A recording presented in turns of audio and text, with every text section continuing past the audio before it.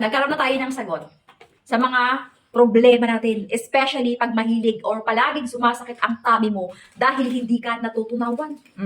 Meron na ngayong probiotic probiotic capsule. Probiotic capsule na para ka lang nag-take ng Yakult, para ka lang uminom ng probiotic na liquid or na syrup, pero siya is a capsule. Ito siya, bes ko. Pakita ko sa inyo ha. Ito yung appearance niya sa loob.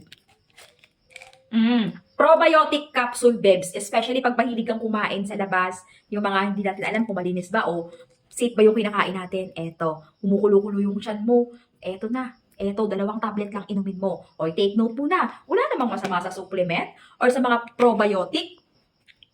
Medyo magda-doubt ka lang ng konti kasi nga capsule. Mag-aalinlangan ka kasi nasanay ka sa Yakult. Inom, di ba? Siya, ganun din, pero capsule nga lang siya.